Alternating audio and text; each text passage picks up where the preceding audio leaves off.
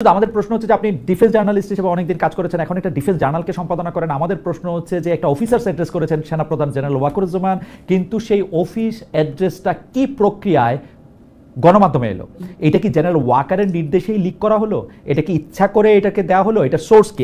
আমি প্রায় অনেকগুলি পত্রপত্রিকা, অনেকগুলি গণমাধ্যম আমি বিশ্লেষণ করে দেখছিলাম, বেশিরভাগই প্রায় একই ধরনের কথা বলেছেন। সেই কথাটা আমি আপনাদের একটু দর্শকদের উদ্দেশ্যে একটু শোনাই। সেখানে উপস্থিত সেনাবাহিনীর বিভিন্ন পর্যায়ের একাধিক কর্মকর্তার সঙ্গে কথা বলে এগুলি জানা গেছে। এখন আমিও যে বুঝতে চেষ্টা করছিলাম যে সেই একাধিক কর্মকর্তারা কারা এবং তারা সবাই কেন এক ভাষায় কথা বললেন। যদি বললেনই, সেনাবাহিনীর তো একটা কথা জানানোর একটা মাধ্যম আছে, আইএসপিআর আছে, বা সেনাপ্রধান নিজেও এটা বলতে পারতেন। এটা না বলে এই ইনফরমেশনগুলি দেয়ার উৎসটা কোথায় এবং যুক্তিটা কি? জনাব আবু রুশদ।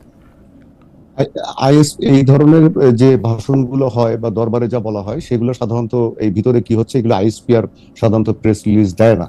তবে আইএসপিআর দিতে পারে যে যদি সেটা সেনা প্রধান বা সেনা হেডকোয়ার্টার নির্দিষ্ট কতগুলি পয়েন্ট বলে দেয় যে এগুলো জনগণের জানা উচিত, তখন সেটা দিতে পারে। আর যেটা আপনি বললেন যে এই জিনিসগুলো এভাবে আসলো কিভাবে, এটা বিভিন্ন সোর্স থেকে আসলো কিভাবে, হ্যাঁ এটা আসতে পারে। তার কারণ আমিও আগে যখন দৈনিকে ছিলাম আমিও দেখেছি যে এ ধরনের অনেক জিনিস এরকম ভাবে বের হয় আসে। কেননা সোর্স গুলো তৈরি করে, আপনি একজন সাংবাদিক, আমিও একজন সাংবাদিক, সোর্স তৈরি করে একটা সাংবাদিকের ক্রেডিট, এবং সোর্স গুলো সবসময় থাকে, বিভিন্ন সোর্স থেকে এগুলো নিতে হয়, এটা সাংবাদিকের কাজ। এবং যখন এই আগে আমরা দেখতাম যে অনেক ঘটনা ঘটেছে, আইএসপিআর কোনো কথা বলছে না, আইএসপিআর কে যখন জিজ্ঞেস করতাম আমরা যে এই ঘটনাটা কি হয়েছে, আইএসপিআর বলতে এখন আমরা কোনো নির্দেশনা পাইনি, আমরা অফিসিয়ালি কিছু বলতে পারবো না। তো সেজন্য তো আমরা সাংবাদিকরা বসে থাকতে পারতাম না, আমাদের তথ্য দরকার, আমাদেরকে ঘটনাগুলো জানানো দরকার জনগণকে। তো তখন আমরা বিভিন্ন সোর্স দিয়ে, আমাদের অবশ্যই অফিসারদের সাথে সোর্স থাকে, বিভিন্ন গোয়েন্দা সংস্থায় সোর্স থাকে, এমনকি আইএসপিআর এর মধ্যেও সোর্স থাকে। সেখান থেকে আমরা সেই জিনিসগুলোকে। আপনি কি খেয়াল করেছেন যে এই মেসেজগুলি প্রতিটি আলাদা আলাদা গণমাধ্যমে ছাপা হওয়া মেসেজগুলি প্রায় একই রকম? মনে হচ্ছে এটা কোন একটা নির্দিষ্ট জায়গা থেকে এটি এসছে। আমার প্রশ্নটা সরল যে জেনারেল জামান, আমি বলছি, জি জি বল, আমি সেটা বলছি, এটা একরকম হওয়ার একটা কারণ হতে পারে। তার কারণ আমাকে কয়েকজন সাংবাদিক এরকম বিভিন্ন জায়গা থেকে ফোন করেছিলেন যে এরকম জিনিস এসছে, হোয়াটসঅ্যাপে আমাকে পাঠিয়েছে যে জিনিসগুলো ঠিক কিনা। আমি দেখলাম যে সবগুলো একই রকমের হওয়ার একটা কারণ হতে পারে কোনো একজন বা দুজনের কাছে বা একজন এই জিনিসটা পেয়েছে, পাওয়ার পরে তারা এটাকে তৈরি করেছে। তৈরি করার পরে আমরা যে বিটগুলা করি, প্রতিরক্ষা বিটও তো কিছু কিছু সাংবাদিক গ্রুপ করে, আমরা তো এগুলো একজন আরেকজনের সাথে শেয়ার করতাম। যেমন দেখা গেছে আমি অনেকগুলো ঘটনা কভার করতে গিয়ে দেখেছি যে আমি হয়তো পেয়েছি, অন্যরা পায়নি, তখন আমি ওই সাংবাদিকদের যারা অন্য পত্রিকায় ছিল তারা রিকোয়েস্ট করতো আমাদেরকে একটু দেন।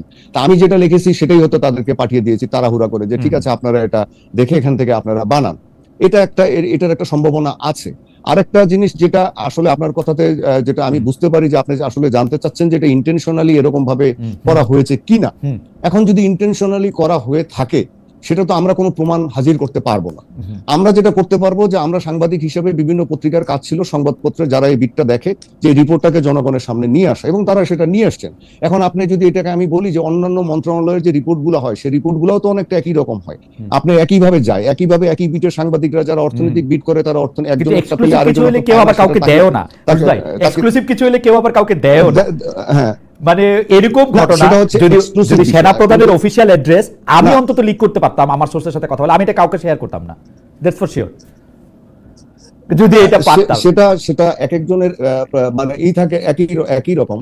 যেমন আমি যেই 2-3 জন আমাকে যখন পাঠিয়েছে, আমিও দেখেছি প্রায় একই রকম। একজন আমাকে পাঠিয়েছে একটা জিনিস যে ইংরেজিতে কিছু লেখা, সেটা ইংরেজি পত্রিকারই একজন পাঠিয়েছিলেন যে এটা ঠিক আছে কিনা। তা আমি ওটার সাথে আবার যে বাংলায় আমাকে যে পাঠিয়েছে আমি দেখছি যে তার সাথে আবার কিছুটা একটু এদিক ওদিক আছে। এখন এরকম জিনিস অনেক সময় হয়তো তার সেনাবাহিনী তার স্বার্থের জন্য বিভিন্ন সময় করতে পারে এবং করে থাকে। আমি আমার যখন দৈনিকে এরকম কাজ করার সময়, এমনকি 111-এর সময় আমি দেখেছি যে একদম একই রকম ভাবে জিনিসগুলো প্রথম আলোতে যা ছাপা হয়েছে, আমি যেখানে ছিলাম দৈনিক যায় দিনে, সেখানেও একই রকম ভাবে ছাপা হচ্ছে, একইভাবে আসছে, এগুলো আসে। এখন এগুলোকে আমরা উড়িয়ে দিতে পারবো না। আমরা যেটা দেখা দরকার সেটা হচ্ছে যে আসলে যে ঘটনাটা বা এই যে একটা বড় জিনিস বেরোলো যে সেনাপ্রধান কি বলছেন, ওই কনটেক্সট নিয়ে আমি একটু আসছি। আপনি যদি আমাকে এইটা বলেন যে সেনাপ্রধানের জেনারেল ওয়াকারুজ্জামান সেনাপ্রধান থাকা অবস্থায় এটি কিন্তু প্রথম ঘটনা না। এরকম আমরা দেখেছি যে জুলাই আগস্টের সেই উত্তাল সময়ে যখন সরকার আর পাচ্ছিল না পুলিশ দিয়ে এই দমন পীড়ন জাগানোর, তখন আর্মিকে টাকা হয়েছিল, কিন্তু আর্মি কিন্তু তার দরবারে স্পষ্ট বলেছিল যে তারা কোনো লেথাল উইপন অ্যাটলিস্ট এদের ইয়াতে ইউজ করবে না, এবং দরবারের ওই বক্তব্যটা বাইরে এসেছিল। এইটাও আমার কাছে মনে হয়েছিল যে এখন এগুলো এখন বাইরে আসার একটা বড় কারণ হচ্ছে যখন মানে আপনিও দৈনিক পত্রিকায় বাংলাদেশে ছিলেন বা আমি তো আরো আগে ছিলাম, তখন কিন্তু এভাবে মোবাইল ফোন দিয়ে কোনো কিছু রেকর্ড করা বা কোনো কিছু এখান থেকে বের করা সম্ভব ছিল না। আমি একটা ঘটনার কথা বলি, এই যে বিডিআর ইনসিডেন্টের পর যখন শেখ হাসিনা দরবার নিচ্ছিলেন, সেই দরবার আমি আমার অফিসে বসে 6-7 জন অফিসার, রিটায়ার্ড অফিসার আমরা, এবং ওর মধ্যে 2-1 সাংবাদিকও ছিলেন, আমরা কিন্তু একদম টোটালি সবকিছু শুনতে পাচ্ছিলাম। তার কারণ ওখান থেকে কোনো একজন অফিসার সেটা মানে তার টেলিকাস্ট করছিলেন। এখন প্রযুক্তি আসার জন্য হয় কি, এখন কোন অফিসার বা কোন একজন কেউ যে এরকম করছেন আপনি ধরতে পারবেন না, এটা আপনি কোনোভাবেই লুকাতে পারবেন না। আধুনিক প্রযুক্তির যুগে এমনকি আমেরিকাতেও এমনিতে সিস্টেমটা কি, আমি রুশদ ভাই আপনার কাছে আসছি, রেগুলার দরবারে কি মোবাইল ফোন নিয়ে ঢোকা যায়? অফিসাররা ঢুকতে পারেন?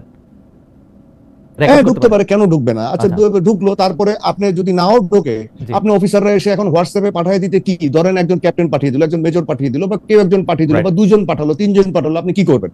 আপনি এত আপনি খুঁজতে যাবেন। আর কথাটা হচ্ছে যে এখানে যদি ডেট্রিমেন্টাল কিছু থাকতো যে না এগুলো বলে নাই, তাহলে কিন্তু আইএসপিআর রিজয়েন্ডার দিত। এখন যেটা মানে বলা হচ্ছে, আমার মনে হয় এই প্রশ্নটি ঘুরে বেড়াচ্ছিল দর্শকদের কাছে। আমি এই প্রশ্ন অনেকবার দেখেছি যে এটা বাইরে হলো কেমন, ইন্টেনশনালি জেনারেল ওয়াকারুজ্জামান এটা দিতে চাইলেন কিনা, আনস্টেবল করতে চাইলেন কিনা। জি জেনারেল রুশদ, আপনি আরেকটা জিনিস আমি বলি এখানে, ওইটা কিন্তু লেজিটিমেট প্রশ্ন যে হ্যাঁ এটা কি গোয়েন্দা সংস্থা প্রকাশ করলো কিনা তাদের কথাগুলো জানানোর জন্য। পরিস্থিতিটা আমি যদি তাও ধরে নেই যে প্রকাশ করেছে, পরিস্থিতিটা দেশে এমন পর্যায়ে গিয়েছিল, গুজব হুজুগ বিভিন্ন বিষয়, যে এই জিনিসগুলোকে একটা টু দি পয়েন্ট একটা জানানো উচিত ছিল হয়তো আর্মির। না জানালে হয়তো এটা আরো বেশি ক্ষতি করতো। এটাও আমাদেরকে দেখতে হবে। মানে তাদের অবস্থা আর্মির জানানো উচিত ছিল, আর্মির জানানো উচিত ছিল কি ব্যাকডোর দিয়েই, নাকি এটা ফ্রন্ট ডোর দিয়েও জানানো যায়? একটা ফ্রন্ট ডোর যেহেতু আছে আইএসপিআর, এটা আইএসপিআর দিয়ে হয়তো তার অনেক কিছু আছে যে অনেক কিছু সবসময় অন্যভাবে জানানো যায় না। এটা শুধু বাংলাদেশ আর্মির ক্ষেত্রে প্রযোজ্য না, এটা ইন্ডিয়ান আর্মির ক্ষেত্রেও প্রযোজ্য, এটা পাকিস্তান আর্মির ক্ষেত্রেও প্রযোজ্য। তারা হয়তো একটু বেশি আর্টিকুলেট, তারা হয়তো একটু অন্যভাবে করে, আমরা হয়তো একটু আরেকভাবে করেছি। আর আমাদের দেশের পরিস্থিতি আমাদের অনেকগুলি বিষয় গেছে যে আমরা গুজব, আমরা এই পরিস্থিতি এবং গুজব নিয়ে আপনার মন্তব্য শুনতে পারবো, কারণ অনেকগুলি বিষয় নিয়ে কথা বলতে হবে। আমি স্পেসিফিক যে প্রশ্নটি আসলে জেনারেল শহীদুল হককে করতে চাই, সেই প্রশ্নের ব্যাপারে আসলে আপনার মন্তব্য শুনতে চাই। সেটি হচ্ছে যে জেনারেল শহীদুল হক, আমি প্রশ্নটি আবার করি, আমি দুঃখিত যে আপনাকে প্রশ্নটি আবার করতে হচ্ছে, কারণ আমি একটু আগে করেছিলাম। সেটি হচ্ছে যে জনাব খলিলুর রহমানকে যে নিয়োগ দেওয়া হলো সেনাবাহিনী থেকে, আমরা এরকম একটা কথা শুনতে পাচ্ছি, আমরা তার সত্যতা জানি না, কারণ জেনারেল ওয়াকারুজ্জামান এটি সরাসরি আমাদের সামনে বলেন নাই, কিন্তু কথাটি হচ্ছে এরকম। এবং যেটি জনাব রুশদ বললেন যে এটি আসলে আইএসপিআর দিয়ে এই কথাগুলি যে বলা হয় নাই, সেইটাও আসলে বলা হয় নাই। শুধু আমরা ধরে নিতে পারি কথাটা সত্য যে জনাব খলিলুর রহমানকে নিয়োগ করার সময় আর্মিকে কনসাল্ট করা হয় নাই, আর্মিকে জানানো হয় নাই। এবং এই যে না জানানো, এবং বলা হয়েছে যে খলিলুর রহমান সাহেবকে রিপোর্ট করতে 3 বাহিনী প্রধানকে, যেটা আর্মি বা মিলিটারি কেউ ভালোভাবে নেয় নাই। এবং সেইটার ব্যাপারে আপনার মতামত আমরা একটু জানতে চাইছিলাম, যে এইটাকে আপনি আসলে কিভাবে দেখছেন, সেনাবাহিনী এটাকে কিভাবে দেখে বা দেখা উচিত। মেজর জেনারেল শহীদুল হক। ধন্যবাদ মহিউদ্দিন ভাই। প্রথমে আমি, আপনি যদি পারমিট করেন আমাকে, আমি শুধু আইএসপিআর এবং দরবার নিয়ে দুটো কথা প্লিজ অবশ্যই। প্রথম হলো, আইএসপিআর কিন্তু বাংলাদেশ সেনাবাহিনীর আন্ডারে না। আইএসপিআর হলো মিনিস্ট্রি অফ ডিফেন্স, এবং মিনিস্ট্রি অফ ডিফেন্সে আগে যখন নাকি ছিল তখন ওটা ছিল প্রাইম মিনিস্টারের আন্ডারে, because prime minister himself was defence minister. এখন বর্তমানে হলেন আমাদের chief adviser doctor Mohammad Yunus sir হলেন ডিফেন্স মিনিস্টার। এই আইএসপিআর হলো ওনার আন্ডারে। তো এই যে এখানে ইনফরমেশন দেওয়া যায় কিছু দিলে, কিন্তু it has to be vetted in that headquarter ISPR. ওনার একটা চেইন আছে, আর্মি দিলেই কিন্তু ওটা আইএসপিআর দিবে না। এটা হলো নাম্বার 1। জেনারেল শহীদুল হক, একটা ছোট্ট প্রশ্ন করতে পারি? আপনি কি মনে করেন অবস্থা এমন একটা জায়গায় গিয়েছে যে যদি এই ইনফরমেশনটা বাইর করতে হয়, তাইলে যেহেতু আইএসপিআর এর একটা বাধ্যবাধকতা আসে হচ্ছে মিনিস্ট্রি অফ ডিফেন্সের হয়ে যাওয়ার, সেই জন্য আর্মি ইন্টেনশনালি এটা এড়াতে চেয়েছে, অবস্থা কি এখন এই জায়গায়? না, আমি বলি আপনাকে এই যে দরবারের ব্যাপারটা, দরবার ইজ এ রুটিন ব্যাপার ইন বাংলাদেশ আর্মিতে, রুটিন।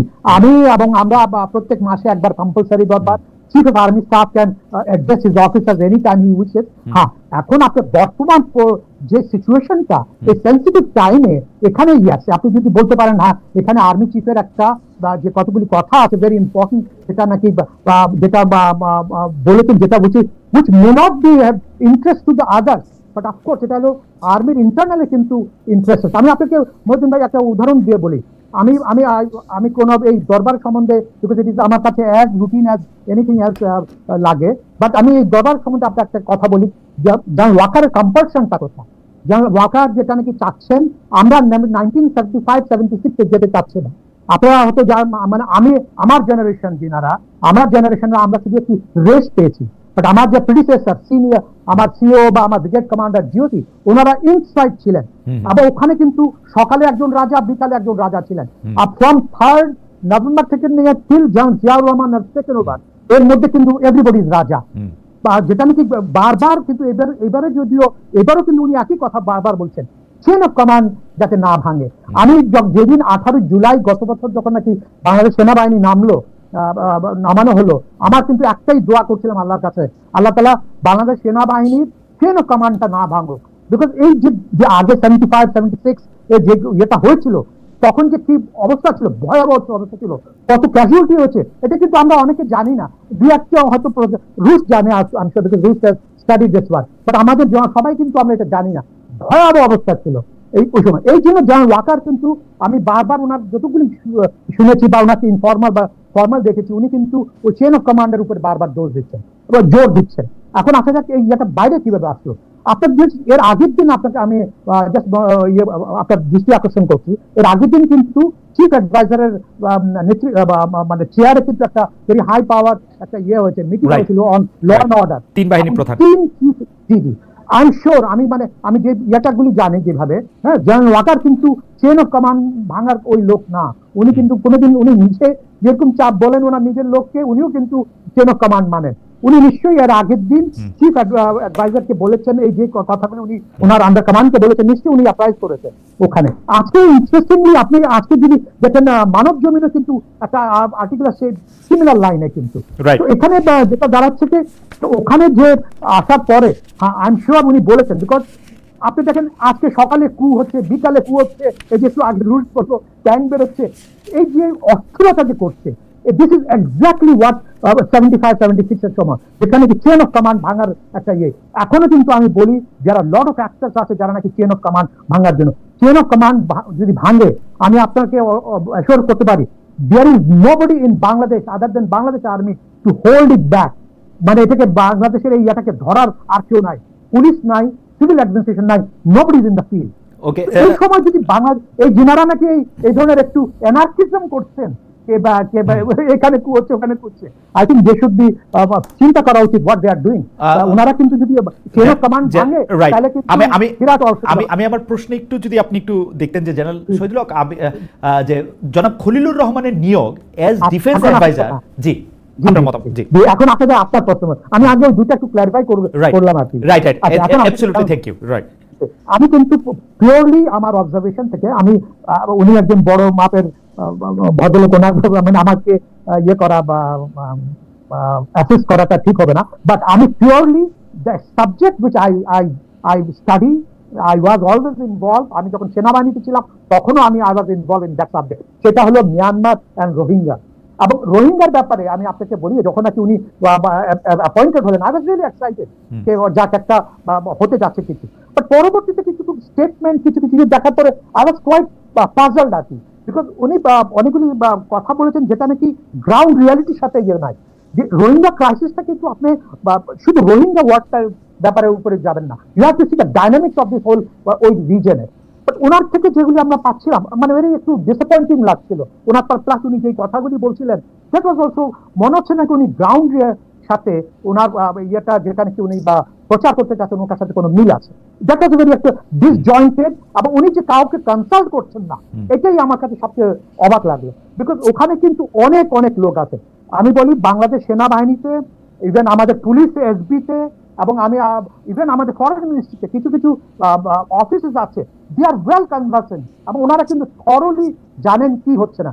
আমার কাছে মিস্টার খলিল সাহেবের ওই কথাগুলি মনে হচ্ছে ডিসজয়েন্টেড। উনি বা কেন জানি না উনি কাউকে জিজ্ঞাসা করতে পারেন বা উনি ব্রিফ দিতে পারেন, হি ক্যান ডু ইট।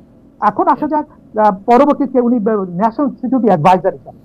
এখন আমি ওনার যখন বায়োগ্রাফি দেখলাম, হ্যাঁ, আমি এমন কিছু দেখলাম না কি উনি ন্যাশনাল সিকিউরিটি অ্যাডভাইজার মানে যেটার জন্য নাকি বা ওনাকে এলিভেট করা হলো, জাস্ট অজিত দোভালের সাথে একটা মিটিং করে he was elevated from Rohingya adviser to high high representative of Rohingya থেকে নিয়ে উনি he was elevated to national security, that was totally puzzling to everybody. মানে জেনারেল শহীদুল হক উনি ভারতের নিরাপত্তা উপদেষ্টা অজিত দোভালের সাথে একটা বৈঠক করেছেন এবং তারপরে উনাকে একটি মানে আমাদের দেশের নিরাপত্তা উপদেষ্টা বানানো হলো।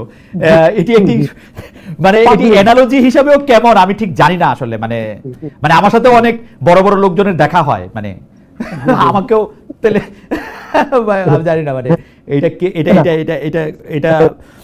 কিন্তু সেটা আর্মিতে খুব ক্ষুব্ধ প্রতিক্রিয়া সৃষ্টি করেছে কিনা, এই প্রতিক্রিয়া সৃষ্টি করাটা আসলে যৌক্তিক কিনা, কারণ আর্মি তো আসলে সরকার প্রধানের কথা বলে শুনে চলার কথা, ওনাদের তো যাই হোক কাম হোয়াট মে। না, আর্মি টোটালি আমি বললাম না বাংলাদেশ সেনাবাহিনী আমরা যদিও অনেক আগে রিটায়ার করেছি, but we go around every day, we go to ক্যান্টনমেন্টে যাই, কথা হয় আমাদের সাথে, যদি দেখা হয়, প্লাস আমরা যে চেইন অফ কমান্ডটা we know we understand the how chain work.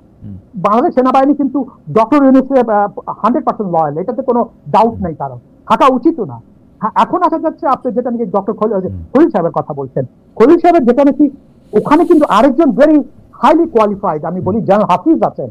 General Hafiz is one of the most successful UN force commander twice, দুবার, একবার না দুবার ছিলেন। আপনি বলছেন দিস ইজ এ রেয়ার একটা honour for Bangladesh, and he that gentleman, that general Hafiz just he is also one of the adviser. তো এটাই আমার কাছে, যিনি নাকি ওনার ইউএন এর সাথে একটা চলাফেরার একটা ইয়ে আছে, উনি এই ধরনের করিডোর হাজার হাজার করিডোর উনি করেছেন ওনার সময়।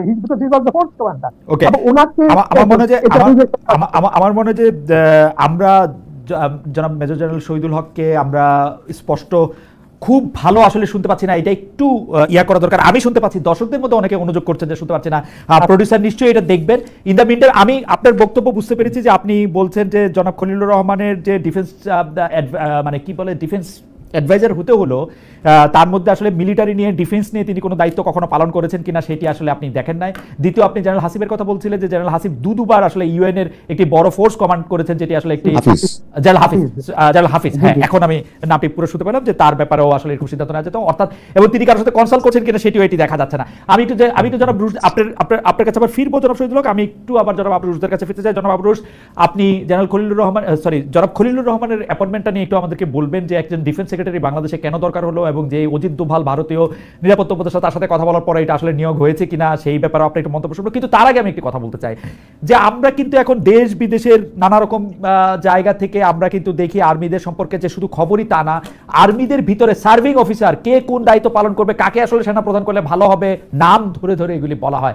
এবং অনেক ক্ষেত্রে আমাদের সার্ভিং অফিসাররা কি এরকম ভাবে কথা বলেন তাদের নিজেদের স্বার্থে? আপনার কাছে কি মনে হয়, মানে সার্ভিং অফিসাররা নিজের থেকেই কি বলেন যে ভাই আপনি তো অনেক বড় ইনফ্লুয়েন্সার, আপনি আমার নামটা একবার বলে দেন তাহলে আমার পথে যাওয়া সুগম হয়? আচ্ছা, জেনারেল যেটা বলছিলেন, স্যার যেটা বলছিলেন, 1975 সালের পরে এই যে ঘটনাগুলো আমাদের দেশে ঘটেছে, তখন অনেকেই হয়তো জানেন না যে জেনারেল জিয়াউর রহমান নিহত হওয়া পর্যন্ত বাংলাদেশ আর্মিতে 21টা অভ্যুত্থান হয়েছিল। এই অস্থিরতার কারণে, একদম অস্থিরতার কারণে চেইন অফ কমান্ড বারবার ভেঙে ফেলার চেষ্টা করা হচ্ছিল। এমনকি 7ই নভেম্বরের সিপাহী জনতার বিপ্লবের পর এত অস্থিরতা তৈরি করা হয়েছিল যে কেউ কাউকে সহ্য করতে পারছিল না। আমার এটা চাই, আমার ওটা করতে হবে, একে সেনাপ্রধান করতে হবে। আপনি জেনারেল মইনুল হোসেন চৌধুরী, যিনি একজন বীর বিক্রম ছিলেন, তার আত্মজীবনী আপনি পড়েন, সেখানে উনি লিখেছেন যে উনি যখন শুনলেন যে জেনারেল এরশাদকে সেনাপ্রধান বানানো হবে, উনি ক্ষুব্ধ হয়ে জেনারেল জিয়ার বাসায় গেলেন।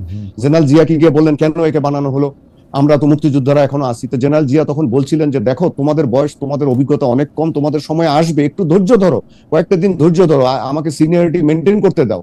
ঠিক একই রকম অস্থিরতা জেনারেল মঞ্জুরের মতো দেখা গিয়েছিল। উনি পাগল হয়ে গিয়েছিলেন উনি সেনাপ্রধান হওয়ার জন্য, এগুলো সবাই জানে।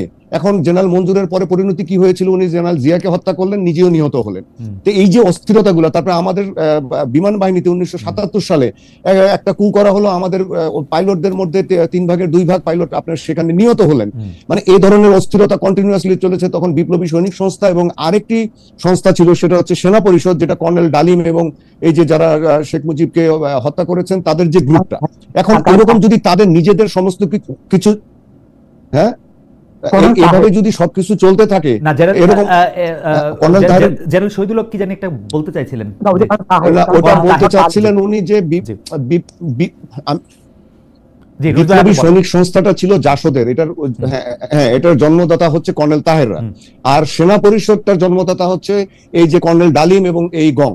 আপনি লক্ষ্য করবেন যে সবসময় অস্থিরতা। আপনারা তারা জেনারেল জিয়াকেও ঠিক মতো আপনার আর্মি চালাতে দিচ্ছিল না, তাদের দাবি দাওয়া এটা সেটা, একে এটা বানাতে হবে, ওইখানে মীর শওকত কেন বসে আছে, ওখানে কেন নাসিম বসে আছে, একে সরাও, ওকে ওখানে দাও, এরকম কিন্তু তখন আমরা লক্ষ্য করেছি। তার পরিণতি কিন্তু অনেক খারাপ হয়েছিল বাংলাদেশের জন্য। আমরা সেম প্যাটার্ন এখন লক্ষ্য করছি। এই যে আপনি আমাকে প্রশ্ন করলেন যে এই ধরনের জিনিস বাইরে আসলো কেন, এটা কি সত্য, মানে এটা সবাই জানলো কিভাবে? আমি যদি একটা কাউন্টার প্রশ্ন করি, যে যারা ইউটিউবে এবং বিভিন্ন জায়গায় ওনারা সবকিছু জানেন যে ওনাকে সেনাপ্রধান বানানো দরকার, ওনাকে ওই জিওসি বানানো দরকার, ওই অফিসার এটা করেছে, ওখান দিয়ে এটা হয়েছে, তো ওনারা জানছেন কিভাবে? ওনারা জানেন কোথায়? ওনারা সবকিছু জানছেন, এভাবে এরকম করে তো আসলে হয় না। রুশ ভাই, আমি এই প্রশ্নটাও করছি যে এখন সার্ভিং অফিসাররাও কি ওনাদের সাথে কথা বলছেন, মানে ইনফ্লুয়েন্সারদের সাথে বা যারা জানছেন তাদের সাথে কথা বলছেন? আমরা যেটা না আপনি যেটা জানতে চাচ্ছেন যে তারা কোনো সার্ভিং অফিসার কি কোনো পদে বসার জন্য কোনো কিছু হওয়ার জন্য কি এরকম করছেন? যারা সিনিয়র অফিসার আছেন, যারা ধরেন মেজর জেনারেল, লেফটেন্যান্ট জেনারেল বা ব্রিগেডিয়ার, তাদের এগুলো করে কোনো লাভ নেই এবং তারা এগুলো করবেন না। তার কারণ আমি বলি আপনাকে, আপনার কর্নেল অ্যাবাভ র্যাঙ্ক এই পদগুলা কখনো সেনাপ্রধান নিয়োগ দেন না। এদের পদোন্নতি, এদের পদায়ন, এদের আপনার যে কোনো শাস্তি দেওয়া বা কোড অফ ইনকোয়ারিতে আনা, এটা একমাত্র করতে পারেন প্রতিরক্ষা মন্ত্রী। প্রতিরক্ষা মন্ত্রী হচ্ছেন এখন ডক্টর ইউনূস। জেনারেল ওয়াকার চাইলেই আপনার একজন কর্নেলকে এক জায়গায় বদলি করতে পারেন না। সুতরাং এই সমস্ত কথাবার্তা যে তৈরি করা হচ্ছে, আমি বলবো হাইপ, গুজব, হুজুগ, জজবা, মানে যে যার মতো করে বলছে। এটা যে শুধু একটা পক্ষ বলছে তা না, সবার মধ্যে অস্থিরতা, যে তারা ডক্টর ইউনূসকেও সময় দিতে চায় না, এখনই এটা করতে হবে, মানে যেন ওনার কাছে আলাদিনের যে জাদুর চেরাগ আছে, ওনাকে এখনই এটা সমস্যার সমাধান করতে হবে।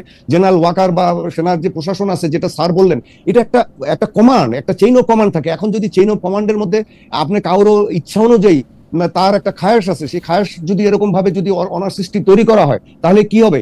বাংলাদেশ আর্মি শুধু ক্ষতিগ্রস্ত হবে না, বাংলাদেশ যে পরিপ্রেক্ষিতে 5ই আগস্টের পরে একটা অবস্থায় এসছে, সেটাতে ডক্টর ইউনূস ক্ষতিগ্রস্ত হবে, আমাদের পুরো দেশ ক্ষতিগ্রস্ত হবে, আমাদের রাজনীতি ক্ষতিগ্রস্ত হবে, আমাদের অর্থনীতি, বিনিয়োগ সব ক্ষতিগ্রস্ত হবে। বিশ্ব আমাদেরকে বিশ্বাস করবে না। আমাদের কিন্তু ধৈর্যশীল জনাব মানে ওই খলিলুর রহমান সাহেবের প্রশ্নে যাওয়ার আগে আপনি একদম সবকিছু পরিষ্কার করেছেন। শুধু একটা ব্যাপারকে আপনি একটু বলবেন। অনেকেই বলছেন যে জেনারেল ওয়াকার বলেছেন যে তিনি এখন অভিভাবকহীন, কারণ তার একমাত্র অভিভাবক ছিলেন শেখ হাসিনা। ব্যাপারটা কি আসলে ঠিক? নো, দেখেন, অভিভাবকহীন বলার বিষয় না আপনার। এখন উনি এটা হয়তো এভাবে মিন করেছেন, আমি এটা কয়েকজনের সাথে কথা বলেছি, যে হয়তো একটা মিন করেছেন যে আসলে এখন আপনি যদি বাংলাদেশের সার্বিক পরিস্থিতি এখন দেখেন, আপনি এমনকি ট্রাফিক সিস্টেম থেকে শুরু করে সবকিছুতে একটা নৈরাজ্য, মনে হচ্ছে যেন কোনো প্রশাসন নেই, সবকিছু সবার দৃষ্টি না, সবকিছু মানে ডক্টর ইউনূস করবেন। অন্যান্য উপদেষ্টারা কি করছেন, আপনার প্রশাসন কি করছেন, পুলিশের লোকরা কি করছেন? আপনি ট্রাফিক ডিউটি কি ডক্টর ইউনূস দিবেন ঢাকার রাস্তায়? কিন্তু আপনি কি ব্যাপারটা দাঁড়ান, আপনি ঢাকার রাস্তায় বেরোন, সবকিছু আপনি দেখবেন চরম নৈরাজ্য। আমি আজকেও সেটার মধ্যে পড়েছি, শুক্রবার হলেও। তো এখন আসলে এই জিনিসগুলো হয়তো উনি ওইভাবে বলেছেন যে আমি তো কোনো অভিভাবক পাচ্ছি না, বা এরকম কিছু একটা বলে থাকতে পারেন বা মন্তব্য করতে পারেন, which is not sure even। এখন ওনার একটা বক্তব্য যেটা ছিল যে একটা নির্বাচিত সরকারের প্রসঙ্গটা এনেছে, যে একটা নির্বাচিত সরকার থাকলে জনগণের দ্বারা সেটা ম্যান্ডেট পায় এবং সেটা একটা অভিভাবকের ভালো দায়িত্ব পালন করতে পারে। আপনারা যদি 5ই আগস্টের পরে তার কিছু বক্তব্য আপনাদের খেয়াল থাকে, যে উনি কয়েকটা মিডিয়াতে কথা বলেছিলেন, সেখানে কিন্তু উনি বলেছিলেন যে 18 মাসের মধ্যে আমরা নির্বাচনটা সুষ্ঠুভাবে হোক, এটা চাই। সম্ভবত আমরা যেটা ধারণা করি এবং আমি যতটুকু খোঁজখবর রাখি, যে বিএনপি, জামাত ইসলামী এবং অন্যান্য দল বা সবার সাথে একটা আন্ডারস্ট্যান্ডিং ছিল, একটা কথাবার্তা হয়েছিল। কারণ 5 আগস্ট উনি প্রথম রাজনৈতিক দলের সাথে কথা বলেন এবং তখনও কিন্তু ডক্টর ইউনূসের সাথে ওনাদের কথা হয়নি, যে সেই রাজনৈতিক দলগুলোর সাথে হয়তো কথা বলে উনি ঠিক করেছিলেন, বা রাজনৈতিক দলের নেতারা হয়তো একটা ডিসিশন দিয়েছিলেন বা একটা ধারণা দিয়েছিলেন যে নির্বাচনটা এর মধ্যে হওয়া উচিত, এর মধ্যে কিছু দেশটাকে ঠিক করার জন্য, মোটামুটি একটা পথে আনার জন্য যা করা দরকার সেটা করা হবে। তখন কিন্তু 3 দিন দেশে কোনো সরকার ছিল না, তারপরে ডক্টর ইউনূস আসলেন। এই 3 দিন কিন্তু দেশের সরকার না থাকার কারণে 3 দিন দেশটাকে ঠিক রেখেছে কে? আপনি যদি সেই সময়কার পরিস্থিতি চিন্তা করেন, কি ধরনের ভয়াবহ পরিস্থিতি, এটা কল্পনা করা যায় না। ঢাকার রাজধানী শহরেই মানুষ বের হতে পারছিল না ভয়ে। তো সেখানে তো তারপরে তো কিছুটা সবকিছু ঠিক মতো রাখা হয়েছে, তারপরে না ডক্টর ইউনূস আসলেন এবং উনি দায়িত্ব নিলেন, তারপরে আস্তে আস্তে উপদেষ্টারা বসলেন। আপনি যদি একটু খলিলুর রহমান প্রসঙ্গে বলেন, কারণ আমরা আপনার কাছে যে সেনাপ্রধানের কথা ধরে ধরে জানতে চাইবো। জি, আপনি যদি একটু খলিলুর রহমানের নিয়োগ, সেনাবাহিনীর সাথে আলোচনা, উনাকে রিপোর্ট করা, ওইটা নিয়ে যদি একটু বলেন। খলিল সাহেবের নিয়োগটা, জি আচ্ছা, আমি যতটুকু জানি যে খলিল সাহেবের নিয়োগটা সম্ভবত আপনার সংশ্লিষ্ট জায়গাগুলোতে কেউ আলাপ করেনি, এবং শুধু এটা খলিল সাহেব না, আরো অনেকের অনেক কিছু নিয়োগই হচ্ছে যেগুলো মানুষকে হতবাক করে দিচ্ছে। যেমন খেলো অনেক জিনিস আছে যেগুলো হচ্ছে যে হঠাৎ করে একজন এসে নাজিল হচ্ছে, অমুক এসে এইটা করছে, হঠাৎ করে আমরা দেখছি যে অমুকে অমুক জায়গায় বসে যাচ্ছে। এখন এগুলো হতে পারে, এটা ডিসিশন তাদের ব্যাপার, অন্তর্বর্তী সরকারের ব্যাপার, কিন্তু জাতীয় নিরাপত্তা উপদেষ্টা কিন্তু আমাদের আগে ছিল না। জাতীয় নিরাপত্তা উপদেষ্টার পদটা অত্যন্ত গুরুত্বপূর্ণ, বিশেষ করে বর্তমান যে স্ট্র্যাটেজিক অবস্থানটা আমাদের মায়ানমার সীমান্ত এবং বঙ্গোপসাগর এলাকায় যেটা চলছে এবং ইন্দো প্যাসিফিক যে স্ট্র্যাটেজি, এগুলো যদি আমরা ধর্তব্যে নেই এবং বাংলাদেশের সার্বিক নিরাপত্তা যদি আমরা ধর্তব্যে নেই, উগ্রবাদের উত্থানকে যদি ধর্তব্যে নেই, তাহলে এই বিষয় এনাকে নিয়োগ দেওয়ার আগে এটা হয়তো মানে সংশ্লিষ্ট জায়গার সাথে আলাপ করা উচিত ছিল। তার কারণ সেনাবাহিনী, বিমান বাহিনী, নৌবাহিনী, গোয়েন্দা সংস্থা এরা এখন যেভাবে কাজ করছে তাতে তাদের জানানো উচিত ছিল। এছাড়া আপনার রাজনৈতিক দলকেও জানানো উচিত ছিল। কিন্তু এই যে আপনি আরেকটা কথা যে বললেন যে অজিত দোভালের সাথে কথা বলার পরে উনি নাজিল হলেন কিনা, আমার মনে হয় না যে অজিত দোভালের সাথে কথা বলার পরে উনি নাজিল হয়েছেন, সেটা হয়তো ঠিক না। কিন্তু এই জিনিসটাকে করা উচিত ছিল যে আপনার তিন বাহিনী প্রধানের সাথে অন্ততপক্ষে আলাপ করা উচিত ছিল। তার কারণ এই উপদেষ্টা, যিনি নিরাপত্তা উপদেষ্টা হবেন, বর্তমান প্রেক্ষিতে তাদেরকে তো তিন বাহিনী প্রধানের সাথে কাজ করতে হবে, তাদের সাথে একটা ভালো সম্পর্ক তৈরি করতে হবে। আমরা পত্রিকায় কি করি, পত্রিকার সম্পাদক যখন একজন রিপোর্টার বা একজন কাউকে নিয়োগ দেন, একজন সাংবাদিককে নিয়োগ দেন, তার সম্পর্কে জানেন, অন্য দেশকে আপনি যেহেতু মানে সাবেক সেনা কর্মকর্তা এবং দীর্ঘদিনের সাংবাদিক, সেই জায়গা থেকে আমি বলতেছি যে আপনি কি আপনার রিপোর্টারদেরকে বা চিফ রিপোর্টারদের জিজ্ঞেস করে হেড অফ নিউজ নিয়োগ দেন বা নিউজ এডিটর নিয়োগ দেন? আপনি তো নিয়োগ দিতেই পারেন, আপনি সরকার প্রধান, আপনি তো একজন এক্সিকিউটিভ এডিটর নিয়োগ দিতে পারেন। ব্যাপারটা ওইটা আমি অ্যানালজি দিয়েছি। আপনি যদি একজন চিফ রিপোর্টারকে নিয়োগ দিতে চান, যেটা একটা ভাইটাল পোস্ট, তাহলে কিন্তু আপনি এক্সিকিউটিভ এডিটরের সাথে কথা বলবেন। আপনি যদি একজন সিনিয়র রিপোর্টারকে নিয়োগ দিতে চান, আপনি কিন্তু চিফ রিপোর্টারের সাথে কথা বলবেন যে এরকম দুজন ক্যান্ডিডেট আছে, আমি এর মধ্যে তুমি কাকে ভালো মনে করো, এটা কিন্তু বলবেন। আপনি যদি না বলেন, পরবর্তীতে তো দেখা যাবে চিফ রিপোর্টারের সাথে সেই রিপোর্টারের সম্পর্কটা ভালো না। আচ্ছা, আরেকটা প্রসঙ্গ আমি দর্শকদের জন্য বলে দেই যে জেনারেল ওয়াকার এবং তিন বাহিনী প্রধান ওনারা আমার কোর্সমেট, মানে আমি একই কোর্সের, এবং জেনারেল ওয়াকার আমার রুমমেটও ছিলেন। আমি তাকে 1984 সাল থেকে চিনি। তার রাজনৈতিক সমালোচনা হতেই পারে যে তিনি জেনারেল মোস্তাফিজুর রহমান, যিনি আওয়ামী লীগের একজন নেতা ছিলেন, তার মেয়ের জামাই, এবং তিনি আওয়ামী লীগ আমলে নিয়োগপ্রাপ্ত। আমি বলছি না এই সমস্ত রাজনৈতিক ইস্যু নিয়ে আমার কোনো আগ্রহ আছে। আর আমি নিজেও সেনাবাহিনীতে 9.5 বছর অবাঞ্ছিত ছিলাম। আমি ক্যান্টনমেন্টে ঢুকতে পারিনি, আমিও নির্যাতিতদের একজন। আমি হজে যেতে পারিনি, আমার ফ্লাইট থেকে আমাকে নামিয়েছিল। এরকম শত শত অফিসার আছে যাদেরকে নির্যাতনের সম্মুখীন হতে বলেছিল। কিন্তু আমি জেনারেল ওয়াকার বা তিন বাহিনী প্রধান সম্পর্কে বর্তমান পরিস্থিতিতে একটা কথা বলতে পারি যে এ পর্যন্ত তারা পরিস্থিতিটাকে যে পর্যায়ে যে অবস্থা তৈরি হয়েছিল, আমি বলবো যে এটা 1975-এর থেকে অনেক ভয়াবহ পরিস্থিতি এখন তৈরি হয়েছিল। সেখান থেকে এ পর্যন্ত স্ট্যাটাস কোটা মোটামুটি তারা বজায় রেখেছেন। একটু ক্রেডিট আমাদের অন্ততপক্ষে তাদের দেওয়া দরকার। এবং আমি রিকোয়েস্ট করব যে হ্যাঁ, রাজনৈতিক সমালোচনা আপনারা করুন, আপনারা কঠোরভাবে করুন, কোনো অসুবিধা নাই, কিন্তু এই যে হুজুগগুলা তৈরি করেন, এতে কিন্তু সার্বিকভাবে ডক্টর ইউনূসেরই ক্ষতি হচ্ছে, আমাদের রাজনৈতিক দল। আমার মনে হয় যে জনাব রুশ, আপনার বক্তব্য পরিষ্কার। আমি একটু মেজর জেনারেল অবসরপ্রাপ্ত শহীদুল হকের কাছে যেতে চাই। তবে জনাব শহীদুল হক, আমি দর্শকদের কাছে প্রশ্ন করেছিলাম যে প্রধান উপদেষ্টা অধ্যাপক মোহাম্মদ ইউনূস যাতে পদত্যাগের সিদ্ধান্ত না নেন, দেখা করে সেই আহ্বান জানিয়েছেন এনসিপি নেতা নাহিদ ইসলাম। প্রিয় দর্শক, এই অবস্থান সঠিক বলে মনে করেন কিনা? শতকরা 76% দর্শক মনে করছেন অবস্থান সঠিক, শতকরা 24% মনে করছেন অবস্থান সঠিক নয়। 70,000-এর বেশি দর্শক ভোট দিয়েছেন। আমি জেনারেল শহীদুল হকের কথা একটু দর্শক আপনাদের আগেই বলে রাখি। জেনারেল শহীদুল হক যেহেতু একজন সামরিক অ্যাটাশে ছিলেন মিয়ানমারে, তিনি বাংলাদেশ এবং মিয়ানমারের মধ্যেকার সেই বাস্তবতা সম্পর্কে একদম ফার্স্ট হ্যান্ড নলেজ এবং সেইটা তার রয়েছে, এবং তিনি আসলে মিলিটারির বিষয়গুলি নিয়ে আসলে কথা বলতে বেশি আগ্রহী। কিন্তু আপনার অনুমতি নিয়ে আমি ছোট্ট করে একটু বলতে চাই, এই জেনারেলকে মানে অবস্থার কারণেই হোক আর যাই হোক, আমাদের বর্তমান জেনারেলকে একটু বেশি পলিটিক্যাল বা পলিটিক্যাল না বলে আমি যদি বলি একটু পলিটিক্যালি কনসাস মনে হচ্ছে কিনা, নাকি এটা হইতেই হইতো? আপনি যদি এই প্রশ্ন উত্তর না দিতে চান, আমি আপনাকে অন্য জায়গায় যেতে পারি, কিন্তু বা আপনি বলতেও পারেন, আপনি যেটা আগে বলে নিয়েছিলেন। আমি এটা দিব। আমি এই প্রশ্নটা, থ্যাংক ইউ সো মাচ। আমি তাহলে প্রশ্ন করি যে জেনারেল ওয়াকারুজ্জামান কি রাজনীতিতে বেশি ইনভলভ হচ্ছেন, বেশি রাজনৈতিক হচ্ছেন, রাজনীতি নিয়ে বেশি ইন্টারেস্ট নিচ্ছেন?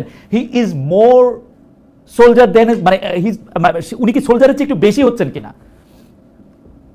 ধন্যবাদ মহিউদ্দিন ভাই। প্রথম আমি, আপনি যদি পারমিট করেন, আমি একটা ব্যাপারটা বলতে চাই। 5 অগাস্টের ব্যাপারটা যদিও রুশ বলেছে, আমি আপনাকে জাস্ট একটা সিনারিওতে বলি। 5 অগাস্টে যেটা হয়েছে, 5 অগাস্টে আপনার সিনারিওটা অনেকে কিন্তু আমরা বুঝতে পারি না। মানে প্রাইম মিনিস্টারের যে প্রোটেকশন থাকে, ডিটাচমেন্ট গুলি থাকে 3 স্তরে থাকে। প্রথমে থাকে এসএসএফ, এসএসএফ এর মধ্যে আবার 2টা ভাগ থাকে। একটা হলো ফিজিক্যালি প্রাইম মিনিস্টারকে বাঁচান, আরেকটা হলো আউটার। তার বাইরে থাকে হলো পিজিআর। পিজিআর এর সাথে আবার এপিসি আছে, তার উপরে বাইরে ছিল 46 ব্রিগেডের একটা ইউনিট। আপনি বলেন সেদিন যদি জেনারেল ওয়াকার যদি আমি যে কৌশল হোক বা যাই করো, সেদিন যদি জেনারেল ওয়াকার যদি সঠিক ডিসিশনটা যদি না নিতেন, আমি আপনাকে বলে দেই, আমি আপনাকে লিখে দিতে পারি এখানে আরো কয়েক হাজার লোক মারা যেত সেদিন ওখানে, বিকজ সেখানে যে ওয়েপন্স ছিল যা ছিল ওটা আমি আপনাকে বোঝাতে পারবো না। আমি একই কথা বলে দিই, যেখান থেকে শেখ হাসিনা পালালেন হেলিকপ্টার থেকে, আমার 1990 সালে আমার টেন্টটা এক্স্যাক্টলি 800 থেকে 1 কিলোমিটার দূরে ওই প্যারেড স্কোয়ারের মধ্যে ছিল। আমি দেখেছি ওখানে কিভাবে কি করে, এবং তখনও দেখেছি কে হিরো কে জিরো, পরবর্তীতে তো দেখলাম। এখন আসা যাক আপনার যে প্রশ্নটা আমি নিব, আমি বলবো general Waker is the possibly least political man as a person হিসাবে। আমি আবার রিপিট করি, আমার দেখা মতে he is the most least political man. আপনাকে যদি আপনি আগের ওনাদেরকে যদি কম্পেয়ার করেন, হ্যাঁ, হি ইজ নট ইন্টারেস্টেড। সে যদি রুশ একটু আগে বলে গেল, সে যদি 3 দিন সরকার ছিল না, 5, 6, 7, 8 4 দিন, এবং সেদিনে কিন্তু যদি ওয়াকার যদি অ্যাম্বিশাস থাকতেন বা পলিটিক্যালি থাকতেন, পলিটিক্যালি অ্যাম্বিশাস থাকতেন, তাহলে he could have taken power. Nobody is there. Nobody is there to challenge him. তো ওখানে উনি করেন নাই, বাট উনি কিন্তু আমার কাছে এখনো মনে করি, আমি আবার একই কথা বলবো, আমার কাছে possibly he is one of the most least political man এই সেনাপ্রধান, প্লাস অ্যাম্বিশাস না, exactly, and plus he is a true soldier. এই জন্য দেখেন না, এই যে চেন অফ কমান্ডে যে রাখতেন, এই যে flow of information is very important আসছে, এই যে দরবারটা নিয়েছে, এই যে অফিসার অ্যাড্রেস করেছেন, this are one of the mechanism in the army chain of কমান্ডে ফ্লো অফ ইনফরমেশন করার জন্য। That's what the soldier does, that's what the commander does, that's what general Waker did. General Shahidul Haque, আমার যে বিষয়টি আসলে জানার, যে আপনি আসলে 5 আগস্টের যে বর্ণনাটা দিলেন, সেটা আমরাও বিভিন্ন সময় বিভিন্ন জায়গায় এটা আমরা শুনেছি বা এটা রিয়েলিটি, কিন্তু কথা যেটা সেটা হচ্ছে যে এইদার ওয়ে উনি কি আসলে শেখ হাসিনাকে রক্ষা করতে চেয়েছেন, নাকি শেখ হাসিনাকে পালাতে বাধ্য করেছেন? সবচেয়ে কম রক্তক্ষয়, মানে ইতিহাস তাকে কিভাবে মনে রাখবে যে তিনি অ্যালাউ করেছেন যাতে শেখ হাসিনা নিরাপদে চলে যেতে পারেন, এবং তাকে গান স্যালুট দিয়ে বাহনে চড়ানো হয়েছে, নাকি ঘটনা হচ্ছে যে তিনি আরো রক্তপাতটা কমিয়েছেন, একদম বন্ধ করেছেন এবং সেটা করেছেন? ইতিহাস আসলে তাকে কিভাবে মনে রাখবে? ইতিহাস মানে আমার কাছে, আমি তো আগে যত সব যে রুশ টু ইজ বেটার স্টাডি করেছে, এই যে বাংলাদেশের সেই স্বাধীনতার পর থেকে যে কুগুলি হয়েছে, ওখান থেকে আমি বলি this was one of the least, মানে ব্লাড বাথ হয় নাই। সরি, সেদিন যদি না হতো, আমি আপনাকে বলে দিই, সেদিন বঙ্গভবনে যারা ছিলেন every would have been dead, including Sheikh Hasina. Ganabhaban, এখন বলেন গণভবন, সেদিন যদি ওই ডিসিশনটা না হতো, এবং ওই যে ডিসিশনটা নেওয়া, এবং এটা আপনি দেখেন, এটা কিন্তু আরেকটা লিগেসি দাঁড়ায় বসতো, এই যে একটা মানে উইদাউট ফায়ারিং এর মানে শট ওখানে বা ইয়ে করা, পাওয়ারটা চেঞ্জ হতো। বাট পাওয়ার চেঞ্জ ওয়ার্ডটা আমি বলছি না, এটা অবশ্য পুরাটা হলো আমি শেখ হাসিনার দোষ দিব। আমাদের এরকম রেভলিউশন, যেমন আমি অনেককে বলি যে রেভলিউশন বাংলাদেশে this is not the first time, we have seen আরো আগে 3টা দেখেছি, but this the first time যেখানে নাকি লিডার হ্যাজ ফ্লেড, দেশ ছেড়ে পালিয়ে চলে গেছে, with her cabinet, with her hundreds and thousands of cadres, leaving millions of supporters behind and left to the element for being killed. এটা কিন্তু কোনো সময় হয়নি। এর আগে কিন্তু সবসময় কি হয়েছে, দেয়ার ইজ এ পার্সন যেখানে নাকি প্যাটার্ন ওয়াজ পাস, আচ্ছা ঠিক আছে, যেরকম 90 দশকে শাহাবুদ্দিন সাহেব নিলেন দিয়ে, তারপরে এর আগে 2006 সালে একটা ট্রানজিশন হয়েছে। This the first time there was no transition. এই ভ্যাকুয়ামে উইদাউট এ ক্যাজুয়ালিটি, এটা আপনাকে জেনারেল ওয়াকারকে আপনাকে 100% এন্ড প্লাস আমি আরো অন্য 2 জন চিফ থেকেও ইনক্লুড করবো, you have to give them credit. Without firing a shot, without a single casualty, saving people. এখন এই যে পালিয়ে যাওয়াটা, তো ওটা তো শেখ হাসিনার দায়িত্ব। ওনাকে উনি সবাই ভেবেছিলেন উনি হয়তো কর্মীতলা গিয়ে থাকবেন বা অন্য কোনো গ্যারিসনে থাকবেন, উনি তো পালিয়ে যাবেন এটা তো কেউ জানতো না। ওকে, আমি একটু জনাব আবু রুশদ আপনার কাছে যাবো। জনাব শহীদুল হক, আপনাকে ধন্যবাদ। আমি আপনার কাছে এই বিষয়ে আপনি মন্তব্য করলে তো শুনতেই চাইবো, কিন্তু যেই প্রশ্নটি আপনার জন্য আমার ছিল সেটি হচ্ছে যে বিডিআর হত্যাকাণ্ড বিষয়ে রাওয়া ক্লাবে অবসরপ্রাপ্ত এবং কর্মরত অফিসারদের সামনে এক বক্তব্যে সেনাপ্রধান একটি ফুল স্টপ শব্দ বলেছিলেন, যেটিতে আসলে অনেক ক্ষেত্রে অনেক জায়গায় আমি বলবো যে অনেকে এটা পছন্দ করেন নাই, বা অনেকে এটি বলতে চেয়েছে তাহলে আপনি আসলে কমিশন করলেন কেন, কমিশন যদি একটা অন্যরকম কথা বলে তাহলে আপনি কি বলবেন, আপনি বিচারের মধ্যে থেকে আপনি এগুলি কেন বললেন, ওই জায়গাটা দিয়ে যদি একটু বলেন যে বিডিআর হত্যাকাণ্ডে আসলে প্রশ্নটা যেটা সেইটা আমি খালি শুধু প্রশ্নটাই করি। অনেকে আমাকে বলছেন যে আপনি সেনাপ্রধানকে ডাউন করতে চেষ্টা করবেন না, আমি সেনাপ্রধানকে ডাউন করতে চেষ্টা করতেছি। আবার কেউ কেউ বলতেছেন 2 জন সাবেক সেনা কর্মকর্তা কি এসেছেন এখানে শুধু সেনাপ্রধানকে প্রশংসা করতেই নাকি ডিফেন্ড করতে নাকি, এর কোনোটাই না। আমি আসলে সত্যি কথা বলতে জনাব রুশদ এবং জেনারেল শহীদুল হক এই ব্যাপারে কি বলবেন সেটা আমার জানা ছিল না, বা এখনো জানা নাই। বিডিআর হত্যাকাণ্ড নিয়ে যে সেনাপ্রধানের যে পজিশন সেইটার ব্যাপারে যদি আমাদেরকে একটু জানান যে এটা আসলে if it was A right position. এবং 5 আগস্ট নিয়ে আমি এই প্রশ্নটা আবারও করতে চাই, উনি কি এই ক্ষেত্রে ইতিহাস তাকে কিভাবে মনে রাখবে, আসলে তিনি কি এক